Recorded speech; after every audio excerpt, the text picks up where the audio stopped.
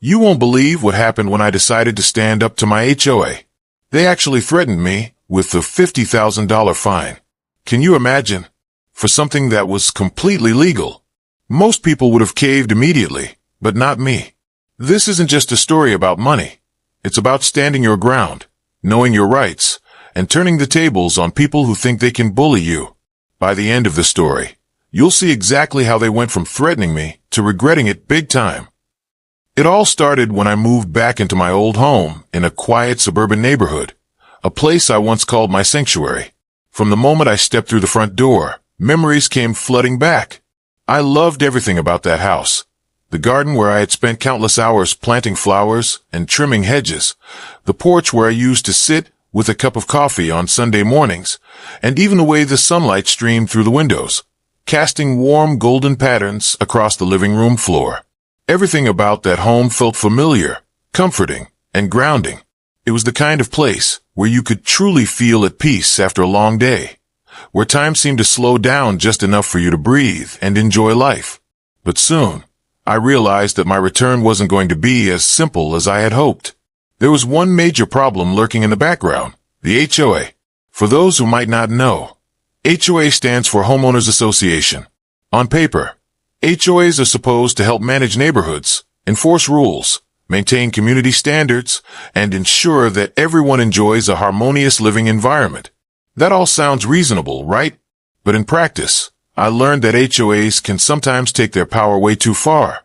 And in my case, it quickly became clear that they were obsessed with controlling every single detail of my property.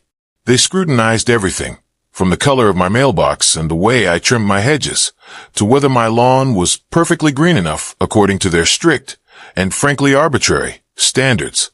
I had lived in this house years ago, and during that time, I never had any serious issues with the HOA. But life happened. Personal challenges, family matters, and work commitments forced me to leave for a while. When I finally returned, all I wanted was to settle in, restore my home, and enjoy the comfort and privacy I had once cherished. I expected nothing more than a peaceful, stress-free life. But what I didn't expect was to be met with scrutiny, unnecessary regulations, and the kind of bullying behavior that made me question why anyone would want to live under such an oppressive system. It felt surreal. Here I was, back in a house I had built memories in, only to discover that a group of people who barely even knew me were trying to dictate how I should live. Every little choice I made about my own property suddenly became a potential violation in their eyes. It wasn't just frustrating, it was infuriating. And as the days went by, it became painfully clear that this was more than just a misunderstanding or a minor annoyance. This was the start of a battle that would challenge my patience, my knowledge of my rights, and ultimately, my ability to stand up to an organization that thought it could intimidate me into submission. Things started off innocently enough. After moving back into my old home, I felt a sense of renewal. I wanted the house to feel like mine again, to bring it back to life the way it had once been. I planted vibrant flowers along the walkway, repainted the wooden deck that had faded over the years, and repaired a few things that had been neglected during my absence. It was all simple, harmless work, nothing extravagant, nothing that should have raised eyebrows. I spent my mornings tending to the garden, and my evenings carefully painting and restoring the deck, feeling proud of the progress I was making. For me, it was therapeutic, a way to reconnect with my home and the memories I had cherished. Then, out of nowhere, the calm of my new routine was shattered. A week later, I received a letter that made my blood run cold. I could hardly believe my eyes when I read it. The letter stated in bold, intimidating words, "You are in violation of HOA rules. You must pay a fine of $50,000 immediately or face legal action." $50,000, just for planting flowers and repainting a deck. My heart raced as I reread it, thinking there must be some mistake.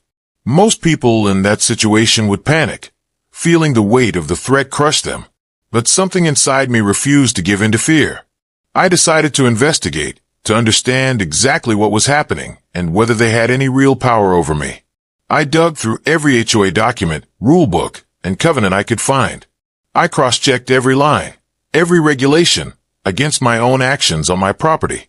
The more I researched, the more confident I became. It turned out they had absolutely no legal grounds to fine me. Everything I had done was entirely within my rights as a homeowner. I even double-checked the property deed. I owned the house outright.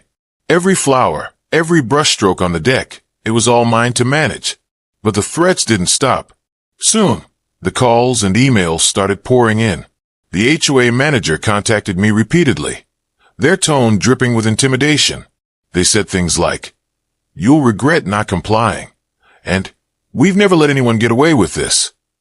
They were trying to scare me into paying, to make me doubt myself. But they didn't realize one crucial fact.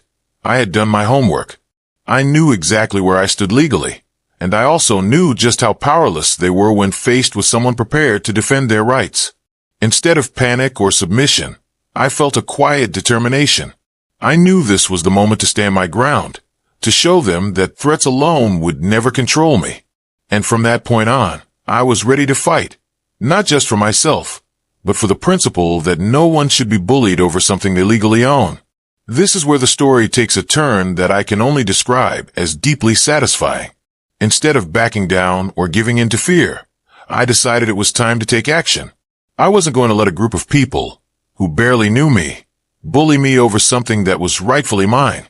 Every letter I received, every email, every phone call, I responded to, not with anger, but with calm, precise, and carefully documented legal facts. I made it clear that I understood my rights and that their threats held no weight over me. At the same time, I knew I couldn't do this alone. I needed professional guidance, so I hired a lawyer who specialized in HOA disputes, someone who had years of experience dealing with overzealous associations and the kind of intimidation tactics I was facing. From the very first meeting, my lawyer was impressed by how thoroughly I had documented everything. Together, we began digging deeper into the HOA's management practices, and what we found was astonishing. Their claims against me were completely baseless, but that was just the beginning. As we examined their records, it became clear that this wasn't an isolated incident. There were missing records, fines imposed on other homeowners without explanation, and several HOA rules that were unenforceable by law. In other words, the organization that was trying to intimidate me was not just wrong. They were sloppy, inconsistent, and vulnerable. The deeper we dug, the more evidence we uncovered that showed their entire approach to managing the neighborhood was flawed and, in some cases, illegal. Armed with this information, I felt an empowering sense of confidence. I drafted a formal letter to the HOA, laying out every single point, every violation, every discrepancy. In no uncertain terms, I wrote, "Your $50,000 fine is invalid. We demand a retraction and a formal apology. If not, we will pursue legal action." It was precise, factual, and non-emotional. Every word calculated to demonstrate that I was serious and prepared. And then I waited, but not for long. The moment that letter hit their desks, everything changed. Suddenly, the people who had been so aggressive, so threatening, were on the defensive. Calls stopped, emails went unanswered, and the intimidating language vanished. They realized, finally, that they were the ones in trouble if they continued down this path. I had completely turned the tables. The ones who had tried to scare me were now the ones who had reason to fear. That sense of turning the power around, it's hard to describe, but it was exhilarating. For the first time, I wasn't the victim in this story. I was the one in control. Eventually, after weeks of back and forth, the HOA finally caved. They could no longer maintain their position, not after seeing the evidence I had gathered and the legal groundwork I had laid. The $50,000 fine that had seemed like an impossible threat was completely retracted. But that wasn't all. They went a step further and sent a formal apology for the harassment, acknowledging, at least on paper, that their actions had been unjustified. And here's the part that really felt like a victory. They were required to cover a portion of my legal fees. All those calls, letters, and threats that had initially made me feel powerless were now completely nullified. The very organization that had tried to intimidate me had been exposed as both legally and ethically wrong. Walking away from this experience, I felt a profound sense of triumph. It wasn't just about the money or the apology. It was about proving that standing up for yourself works, even against groups or institutions that seem overwhelming.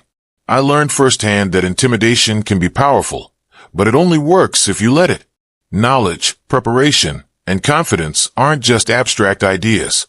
They are tangible tools that can completely flip the script when someone tries to bully you. The lesson here is clear. You don't have to be a victim. Just because someone holds a title, an office, or even a set of rules over you doesn't mean they have the right to take advantage of you. The more prepared you are, the more informed you are about your rights, and the more composed you are in your approach, the stronger your position becomes.